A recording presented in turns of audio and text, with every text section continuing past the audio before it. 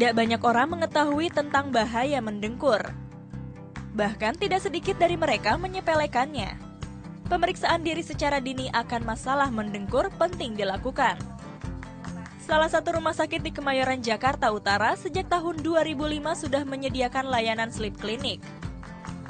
Masyarakat awam sering menganggap mendengkur atau sleep apnea diakibatkan karena kelelahan. Namun sebetulnya faktor utama mendengkur adalah adanya penyempitan saluran pernafasan sehingga terjadi henti nafas saat tidur. Hal ini dapat dipengaruhi oleh struktur rahang dan organ dalam. Faktor bertambahnya usia juga membuat saluran pernafasan menjadi lembek dan menyempit hingga tertutup. Hingga saat ini belum ada penelitian jumlah penderita sleep apnea di Indonesia. Namun untuk Amerika, persentasenya menginjak 7% dari populasi pria dan 4% dari populasi wanita. Seorang pendengkur setelah berkonsultasi kemudian menjalani pemeriksaan tidur dengan menggunakan alat polisomnografi di laboratorium tidur.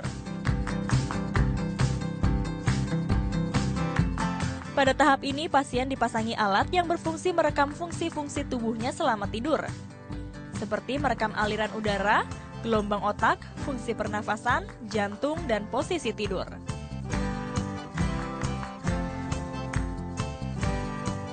Jam pelaksanaannya disesuaikan dengan jam tidur pasien. Pasien juga terus diawasi melalui CCTV untuk mengawasi timbulnya gangguan tidur lainnya. Dari rekaman akan terlihat derajat henti nafas seseorang. Ini dihitung dari jumlah rata-rata henti nafas per jam atau apnea hipopnea index atau AHI. Jika AHI kurang dari 5 per jam, maka ia hanyalah pendengkur tanpa henti nafas. Selanjutnya, 5 hingga 15 termasuk ke dalam sleep apnea ringan. 15 hingga 30 termasuk ke dalam sleep apnea sedang, dan lebih dari 30 termasuk ke dalam sleep apnea berat. Ketika sudah berada pada tingkat keparahan sedang dan berat, pasien harus berhati-hati karena akan mempengaruhi kesehatan organ. Yang paling baru dan paling mengejutkan adalah penelitian yang diterbitkan di jurnal Laryngoscope tahun 2013 yang menyatakan bahwa mendengkur untuk kesehatan jantung ternyata lebih berbahaya dibanding kebiasaan merokok atau kadar kolesterol yang tinggi.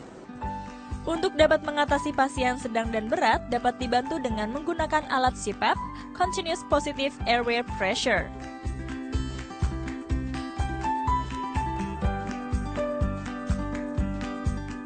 Alat ini kemudian dihubungkan menggunakan masker hidung. Dengan menggunakan alat ini, dipercaya dapat membuat kualitas tidur lebih baik.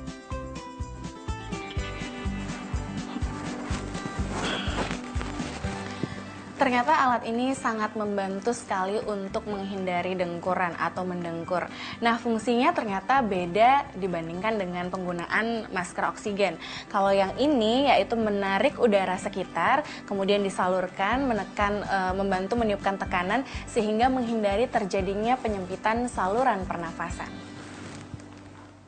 Nah, itulah beberapa penyebab gangguan tidur terutama mendengkur, dan mudah-mudahan pagi hari ini saya juga bisa mendapatkan pencerahan dan saya bisa dapat kesembuhan selama ini. Kenapa saya terus mendengkur dan juga menyebabkan Desi ini seringkali terganggu, Nas. Tapi jangan-jangan itu juga menjadi daya tarik sehingga dia bisa bertahan sama saya selama 12 tahun ini. Benar-benar. Kadang-kadang kalau misalnya nggak ada yang mendengkur di sampingnya kok kayaknya kesepi gitu ya. Saya kangen ada yang mendengkur di sebelah saya.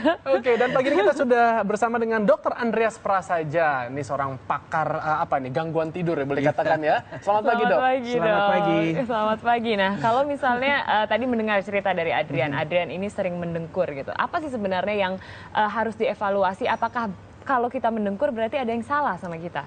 Gini, jadi masalah mendengkur kita tidak penting suaranya.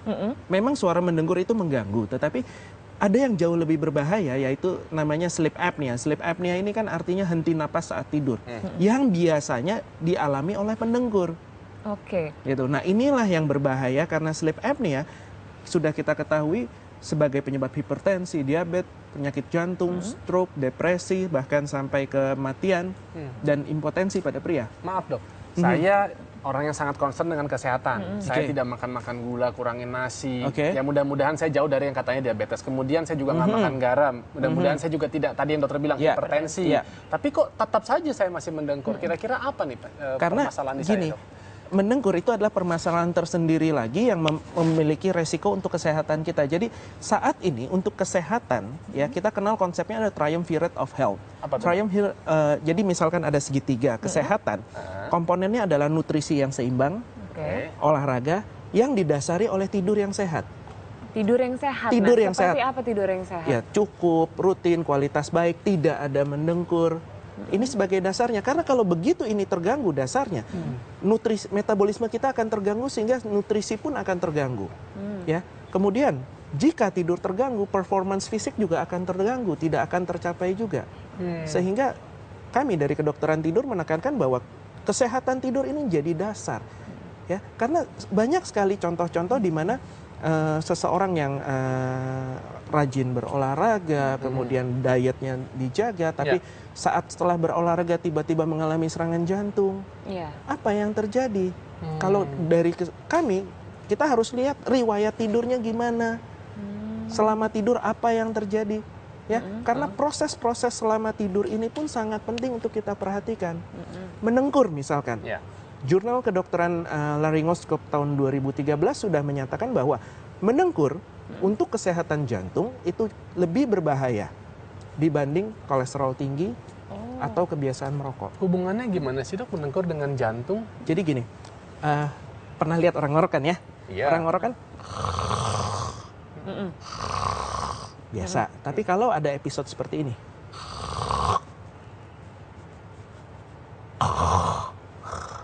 apa yang terjadi? Saluran nafasnya tersumbat. Jadi saluran nafasnya tersumbat. Walaupun ada gerakan nafas, tidak ada udara yang bisa lewat. Oksigen drop. Ya, karena sesak si penderita akan terbangun tanpa terjaga. Dia akan ambil nafas, tidur lagi tanpa sadar. Nah, bayangkan kalau terjadi seperti ini sepanjang malam, akibatnya proses tidur kan terpotong-potong. Ini yang menyebabkan kualitas tidur buruk. Jadi si penderita walaupun udah tidur 8 jam bahkan 9 jam, bangun dengan rasa tidak segar, siang hari mudah mengantuk, minum kopi terus, rokoknya juga banyak seperti itu. Nah, kemudian bayangkan saat di sini tersumbat, gerakan nafas kan tetap berusaha menarik udara. Akibatnya tekanan di dalam dada kan tinggi. Tekanan yang tinggi di dalam dada menghimpit apa di dalam? Jantung. Sehingga jantung bekerja keras pada saat tidur. Baiklah. Nah, inilah yang kita bisa lihat juga penelitian dari Mayo Clinic tahun 2010 di mana mengamati serangan jantung. Ya. Orang yang mendengkur, serangan jantungnya itu terjadi antara jam 9 malam sampai jam 6 pagi. Ketika dia tidur. Ketika tidur dibandingkan dengan yang tidak mendengkur itu terjadi pagi sampai sore. Di mana saat beraktivitas, saat stres. Sebelum kita lanjut dok, sudah yang bergabung bersama kita Ibu Sandi dari Tangerang. Selamat pagi. Selamat pagi. Iya Ibu, silakan pertanyaannya. Saya mau bertanya, dok. Anak saya baru 3 tahun, tapi sudah mendengkur gitu. Itu bahaya atau tidak? Terus bagaimana cara mengatasinya? Kadang dia kalau tidur malam juga mendengkur, pas pagi juga suka mendengkur juga gitu. Tapi itu kadang terjadi, kadang tidak gitu. Itu seperti apa ya? Baik. Terima kasih, Bu. Ya, jadi kalau pada anak-anak, kalau pada orang dewasa sudah saya jelaskan bahwa akibatnya pada kesehatan jantung serius sekali. Nah, kalau pada anak-anak akibatnya ke penyakit-penyakit sih enggak, tapi kalau ini malah lebih memprihatinkan. Kenapa? Karena akibatnya langsung pada gangguan perilaku. Seperti? Gangguan konsentrasi, hiperaktivitas. Jadi gini, kalau pada orang dewasa kan proses tidur terpotong-potong nih. Akibatnya kualitas tidur jelek, hipersomnia atau kantuk yang berlebihan. Saya Oke. Nah, orang dewasa ngantuk kan lemes, mau tidur terus. Anak-anak untuk melawan rasa kantuknya dia jadi hiperaktif. Gitu. Jadi kebalikan gitu. Kebalikan. Jadi muncul gangguan-gangguan perilaku yang mirip dengan ADHD. Attention Deficit Hyperactivity Disorder. Nah, kalau pada anak-anak biasanya penyebabnya adalah pembengkakan amandel, pembengkakan kelenjar adenoid, ya. Tapi pertama yang bisa dilakukan adalah kita perhatikan dulu, apakah dia setiap tidur mendengkur. Kalau setiap tidur mendengkur, cari pertolongan, periksakan ke dokter. Jangan dibiarkan. Kalau hanya sesekali, kemungkinan dia hanya cuma sesekali, berarti nggak setiap malam, ya. Atur dulu tidurnya. Dalam arti usahakan tidurnya teratur, rutin, dan cukup. Kalau posisinya, Dok? Posisi tidur disarankan begitu mendengkur dimiringkan. Karena kalau untuk ras Asia, kita sebut sebagai positional sleep apnea, di mana saat terlentang tidurnya, lidah kan jatuh ke belakang sehingga menutup saluran nafas secara total. Tapi kalau miring ke samping, jatuhnya sehingga tidak terlalu menutup. Tapi memang lebih nyaman tidur dalam keadaan terlentang ya, Dok? Iya, karena secara alami tergantung. Saya miring banget orangnya. Oh, miring banget. Oke, sebelum kita lanjutkan, juga ada lagi yang sudah bergabung dengan kita. Selamat pagi dengan Mbak Elsa di Bandung. Pagi. Pagi, Mbak. Pagi, mau tanya apa? Iya, pagi Dok. Gini, saya mau nanya Dok. Saya itu dari SD itu, saya susah banget tidur. Sampai saya sekarang usianya 22 tahun. Malam aja saya nggak tidur ini sampai sekarang gitu. Dan kadang-kadang kalaupun saya tidur itu suka ngedengkur. Itu gimana Dok? Baik. Soalnya saya waktu itu sudah berobat juga, tapi masih tetap kayak gini gitu. Oke, baik Mbak Elsa, terima kasih. Ini agak tricky.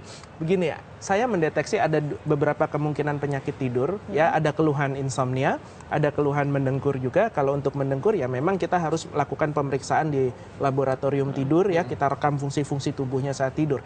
Tapi kalau untuk insomnia ini kan harus dipahami baru sebagai gejala. Ya. Tapi penyakitnya bisa macam-macam. Pada usia muda, dewasa muda, 20-an, biasanya kita kenal insomnia yang namanya delayed sleep phase. Di mana bukannya nggak bisa tidur karena stres, pikiran, dan lain sebagainya, tapi lebih karena jam biologisnya. Jadi jam tidurnya yang bergeser. Mungkin bukannya tidak bisa tidur sama sekali, tapi bisa tidurnya pagi misalkan. Nah, ini ada perawatan-perawatan tertentu, cognitive behavioral therapy, mungkin perlu obat-obatan, bukan obat tidur, ya, tapi untuk irama biologisnya, dan mengatur jadwal tidur, dan bright light therapy. Oke, Dok, tapi kita sekarang balik lagi ke penanganan nih. Andai kata misalnya pasangan kita, ataupun misalnya tadi ada istri saya, melihat saya dalam keadaan mendengkur, tapi dalam yang seperti dokter contohkan, agak tersedak. Seperti itu. Apa sih yang harus dilakukan pada saat itu? Pertolongan pertamanya? Pertolongan pertama, miringkan. Miringkan. Kalau masih belum ampuh juga? Bangunkan, lebih aman. Sedang mengalami henti napas, jauh lebih aman bangunkan. Dan kalau terjadi setiap malam, memang mendengkur setiap malam, ya, mungkin kelihatan sesaknya tidak setiap malam, tapi kalau memang mendengkur setiap malam, saran saya periksakan. Cara membangunkannya juga ada tekniknya nggak? Artinya juga nggak boleh, ya udah bangunkan aja biasa. Gitu. Takutnya nanti maksudnya kaget dia malah jadi beneran tersedak gitu, enggak ya, Dok? Oke, dan segera bangunkan. Dok, ini ada satu alat di sini, kalau misalnya bisa dilihat. Ini sebenarnya alat apa, boleh dijelaskan? Alat ini namanya continuous positive airway pressure. Jadi setelah menjalani pemeriksaan tidur, hanya ada 3 kemungkinan perawatan untuk sleep apnea. Pertama, dental appliances. Ini saya bekerja sama dengan dokter gigi untuk membuat alat di mulut yang digunakan saat tidur untuk memajukan rahang dan mengganjal lidah supaya tidak terjatuh ke belakang. Ya. Kemudian ada kemungkinan pembedahan juga pada langit-langit mulut, pangkal lidah, ya. Dan sampai saat ini golden standard therapy masih menggunakan alat ini, namanya continuous positive airway pressure. Jadi dipakai saat tidur? Saat tidur saja. Jadi fungsinya bukannya dia memberikan oksigen atau gas tertentu apa, tidak. Tapi fungsinya dia meniupkan tekanan. Untuk apa? Untuk mengganjal saluran nafas supaya tidak menutup. boleh tolong Ini cara memakainya seperti apa, Dok? Ya udah tinggal pakai aja ini ke hidung. Oh, ini masuk ke dalam hidung gitu? Iya. Coba. Oke, steril ya, Dok ya? Steril. Jadi nanti masukin sini? Iya. Terus udah gitu aja? Ya udah gitu aja. Oh, oke. Dan alat ini akan memberikan tekanan? Memberikan tekanan, yang dirasa apa? Cuma tiupan angin aja, nggak ada apa-apa. Ya. Nah, tapi saya harus tekankan, alat ini digunakan untuk mengatasi gangguan nafas. Ya. Efek sampingnya dari penggunaan alat, baru suara ngoroknya hilang. Baik. Oke, kita akan kembali lagi menyapa yang sudah bergabung dengan kita. Selamat pagi. Iya, pagi, Mbak. Iya, Mas Johan di Kemang, silakan pertanyaannya. Iya, pertanyaannya jadi begini, Mas. Saya kan kalau tidur suka mendengkur. Sudah mencoba meminimalisirkan dengan olahraga dan juga tidur secara miring, posisi tubuhnya. Tapi kenapa terus seperti itu ya, Mas ya? Apakah ada terapi yang benar-benar menghilangkan dengkuran itu atau minimal mengecilkan suara dari dengkuran itu? Baiklah, terima kasih Mas Johan. Gimana tuh, Dok? Saya harus tekankan sekali lagi yang jauh lebih penting diperhatikan adalah gangguan nafasnya, bukan suara dengkurannya. Suara dengkuran memang mengganggu pasangan, kita malu dan lain sebagainya. Tetapi yang penting untuk kesehatan adalah gangguan nafasnya. Ya, jika sudah dimiringkan, sudah mencoba segala cara masih ada suara dengkuran, ini indikasi kuat untuk diperiksakan. Saya harus peringatkan bahwa mendengkur ini biasanya pendengkur menyebabkan hypersomnia atau kantuk berlebihan. Sehingga di beberapa negara Eropa sudah ada peraturannya, yaitu jika ada pendengkur berobat ke klinik gangguan tidur, dokter wajib mengeluarkan surat dan si penderita wajib lapor ke dinas lalu lintas dan SIM-nya ditahan untuk sementara. Sampai begitu ya, Dok? Iya, karena mengendara dalam kondisi mengantuk itu sama berbahayanya dengan mengendara dalam kondisi mabuk. Betul sih. Dan saya Ya, juga jadi alami setelah sendiri. perawatan 3 bulan, 6 bulan, ya dinyatakan sehat kembali baru boleh ambil lagi SIM-nya. Oke. Nah, tadi juga juga Adrian sempat membicarakan mengenai anaknya juga mendengkur. Nah, kalau ada faktor katanya kan kalau mendengkur itu turunan, benar nggak sih Dok seperti itu? Betul. Karena ini kaitannya kan dengan struktur nafas. Jika orang tuanya mendengkur, kemungkinan besar kan struktur rahang, struktur salurannya Serupa ya, Dok ya? serupa orang tua dan anak. Seperti itu. Jadi penanganannya adalah tadi restruktur. Gini, Anak kan masih berkembang tapi, Dok, ya, Ya, kan masih ada makanya bisa terjadi perubahan. Ya, kalau pada anak kita lihat dulu benar-benar ada sleep apnea, ada henti napasnya atau tidak. Kalau ada henti napasnya, tidak ada cara lain selain ya memang harus kita lakukan perawatan. Kalau bobot tubuh, anak saya kebetulan memang agak gemuk, itu apakah juga... Belum tentu. Belum tentu? Orang Belum yang gemuk tentu. itu pasti mendengkur tidurnya? Gini, kegemukan akan memperburuk dengkuran, memperburuk sleep apnea. Tapi jangan lupa, sleep apnea sendiri akan mengganggu metabolisme yang menyebabkan seseorang cenderung gemuk. Oh, bisa Karena terbalik. metabolisme terganggu, gula darah naik.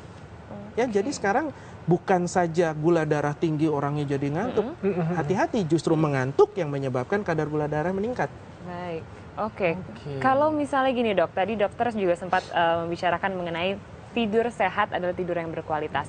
Untuk tahu kalau saya nih sudah tidur sehat, apa yang harus dilakukan selain mungkin mengatur gitu jadwal tidur, seperti apa? Teorinya sih ya, gelombang otaknya itu tidur ringan harus sekian persen, tidur dalam sekian persen itu teorinya. Tapi saya yang tahu kan itu.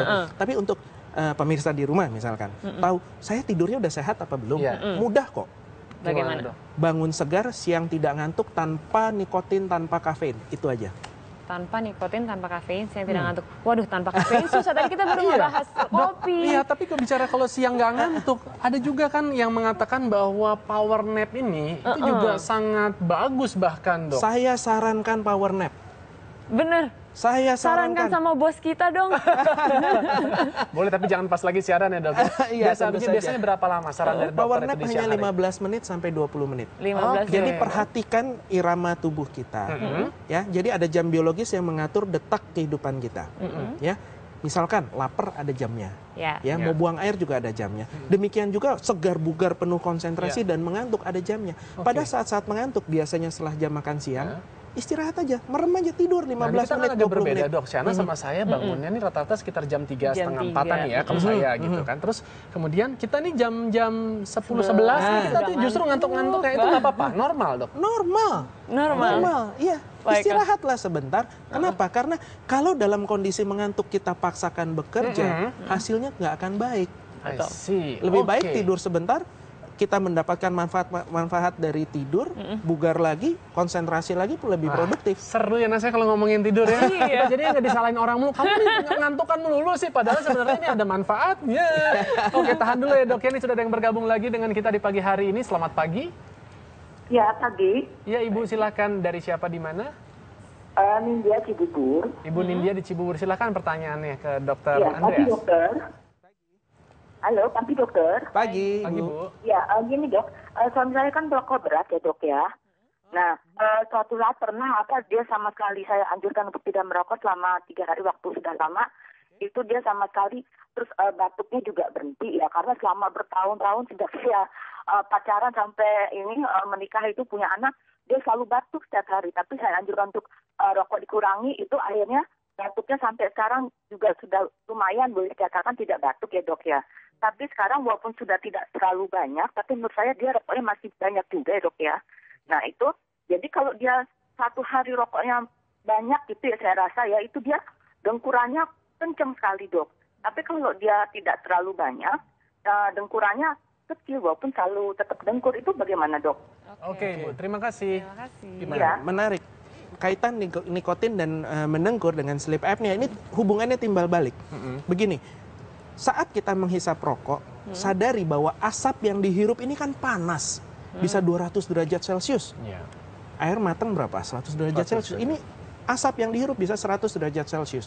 200 derajat Celcius, sehingga kan panas sekali. Tentu saja akibatnya mukosa saluran nafas ini jadi bengkak karena panas meradang kan. Sehingga makin bengkak, makin sempit saluran nafas, mendengkurnya makin parah. Tetapi di lain pihak, begitu seseorang mengalami sleep apnea, henti napas, kualitas tidurnya jelek, dia akan sulit menghentikan kebiasaan merokok. Kenapa? Bangun nggak segar, siang ngantuk, mau bekerja perlu konsentrasi kan. Dia bekerja, aduh konsentrasi kurang, istirahat sebentar ngerokok dulu, ya kan. Konsentrasinya balik lagi, kerja lagi, seperti itu. Sehingga hubungannya timbal balik.